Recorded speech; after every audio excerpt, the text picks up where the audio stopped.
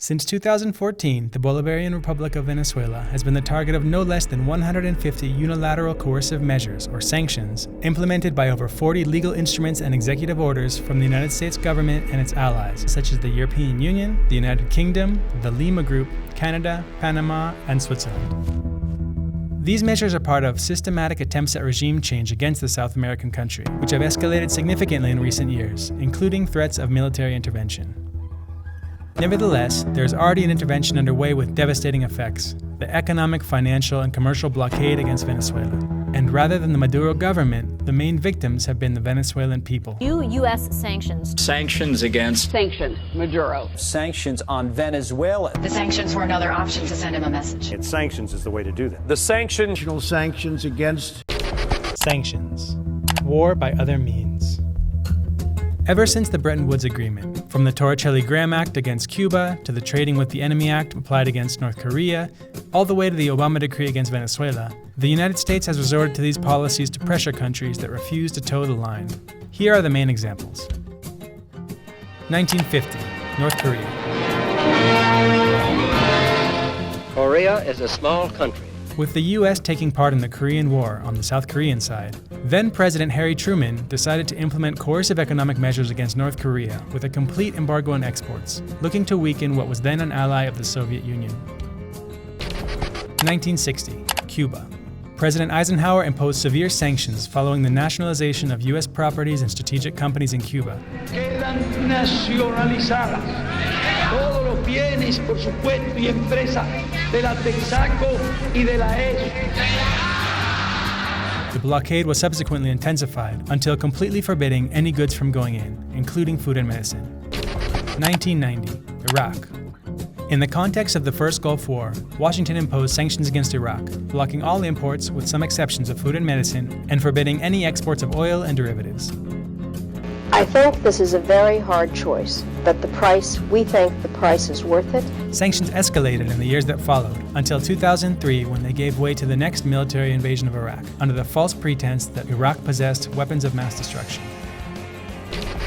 Fast forward to the present. The U.S. is still oppressing the peoples and nations that stand in the way of its interests, and the brutal attacks are now targeting Venezuela, subjecting the Caribbean nation to a political, commercial, and financial blockade whose effects are yet to be fully felt. December 18, 2014. The United States Congress approves the Venezuela Defense of Human Rights and Civil Society Act. The bill contemplates the freezing of assets belonging to individuals or companies in U.S. territory or under U.S. jurisdiction, as well as blocking dealings with Venezuelan state officials, entities, and companies. March 8, 2015. The 2014 Act is elevated to Executive Order 13692, known as the Obama Decree, in which Venezuela is labeled an unusual and extraordinary threat to U.S. national security. This decree became the legal basis for all of the unilateral measures and sanctions applied since then.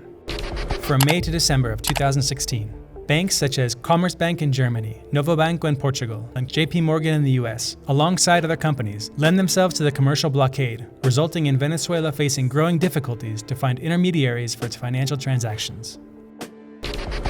July to August 2017, Delaware Trust, PNC Bank, and Citibank, all U.S. financial institutions, refused to receive Venezuelan funds and forbid their clients from dealing with Venezuela. August 24, 2017.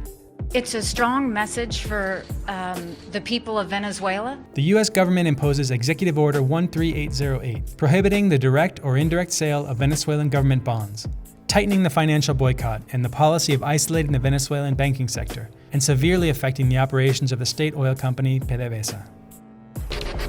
August to December 2017. Bank of China, BDC Shandong, UBS Group, Deutsche Bank, and a number of Russian banks are pressured by the U.S. Treasury Department to shut down Venezuelan accounts and freeze money that was destined for imports of food, medicine, and other basic goods.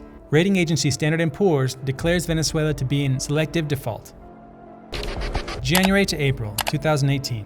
Payments related to 11 government and PDVSA bonds totaling $1.2 billion cannot be made to creditors due to obstacles imposed by sanctions. The Trump administration blocks the repatriation of dividends from the Venezuelan U.S. oil subsidiary, Citgo. May 21, 2018. A new executive order, 13835, escalates the economic blockade against Venezuela in response to Nicolas Maduro's re-election victory. Venezuela's President Nicolas Maduro has been declared winner of Sunday's election. The obstacles to transactions or renegotiation of debt are increased, targeting not only the Venezuelan government, but all state companies, among them the central bank and PDVSA. May to November 2018. The Brazilian government stops paying for electricity supplied to it by Venezuela, following threats from the U.S. State Department. The Trump administration forbids U.S. citizens and companies from dealing with gold exported from Venezuela. January 2019 to the present. The U.S. continues to escalate the economic strangulation, imposing new sanctions against sectors such as mining and institutions such as the central bank. The Bank of England announces the illegal seizure of $1.3 billion worth of Venezuelan gold. There are also sanctions against shipping companies, making the importation of food and medicine even harder. One of the latest attacks targeted the CLAP program, which benefits 6 million Venezuelan families with food boxes at subsidized prices. More recently, on August 5th, Washington elevated its sanctions program to a definitive embargo, blocking all Venezuelan state assets in U.S. territory and threatening to impose secondary sanctions against countries and companies that maintain commercial relations with Venezuela. Washington's preference for these methods is no mystery. The influential think tank Council on Foreign Relations argued in a report that sanctions provide a visible and less expensive alternative to military intervention, taking for granted the tremendous U.S. interest in controlling Venezuelan territory, resources, and institutions. And sometimes there are even chilling confessions. In this administration, we're not afraid to use the phrase Monroe Doctrine. This is a country in our hemisphere. It's been the objective of American presidents.